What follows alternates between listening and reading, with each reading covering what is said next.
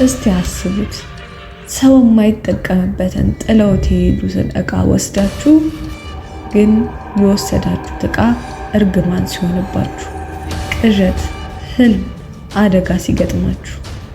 በቦዲ ካሊፎርኒያ የተፈጠረውም ይህ ነበር።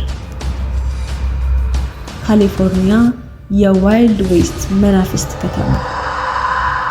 በአሜሪካ ምድረ በዳ ውስጥ ሰዎች የማይኖሩበት ከተማ አለ። መንገዶቹ ጸጥ ብለዋል፣ ቤቶቹ ባዶ ናቸው። ነገር ግን ብዙ ሰዎች ይላሉ የዚያ ከተማ መናፍስት እስከ ዛሬ ይኖራሉ። ይህ ታሪክ በካሊፎርኒያ ያለች ቦዲ የተባለች የመናፍስት ከተማ ነው።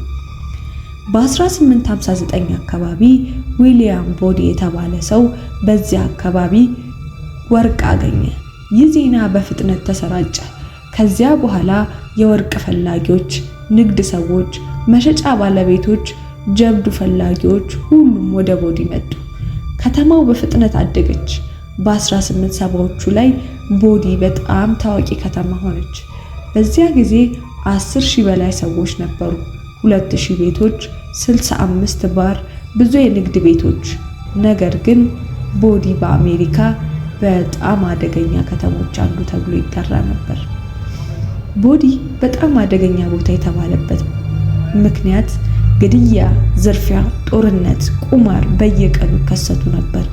አንድ ሰው እንዲህ ብሎ ነበር፣ ቦዲ ውስጥ ጠዋት ሰው ከቤት ሲወጣ ምሽት በህይወት መመለሱ አይታወቅም።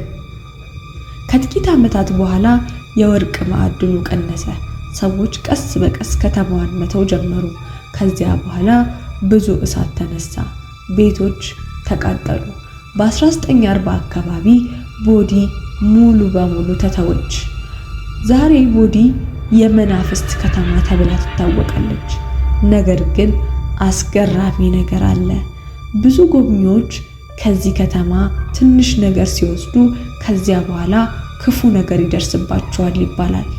ሰዎች እንዲህ ይላሉ፣ አደጋ፣ እንግዳ ህልም፣ እርግማን ያለ ነገር። ከዚያ በኋላ ሰዎች የወሰዱትን ነገር በፖስታ መመለስ ጀመሩ።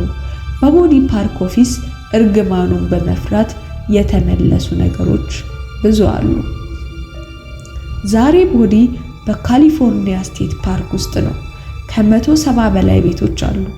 ከ150 ዓመት በፊት እንደነበረው ተቀምጦ ነው። በአንዳንድ ቤቶች ውስጥ ጠረጴዛ፣ አልጋ፣ የቀድሞ ዕቃዎች እስከ ዛሬ አሉ። ይህ ከተማ ሰዎች በድንገት እንደተዉት ይመስላል። እንግዲህ አስቡት፣ አንድ ከተማ አንድ ጊዜ 10,000 ሰዎች ያሉባት፣ ዛሬ ግን ጸጥ ብላለች። ቤቶች ባዶ ናቸው፣ መንገዶቹ ማንም የለም። ነገር ግን አንዳንድ ሰዎች ይላሉ ሌሊት ላይ ከተማ ውስጥ የእግር ድምፅ ይሰማል።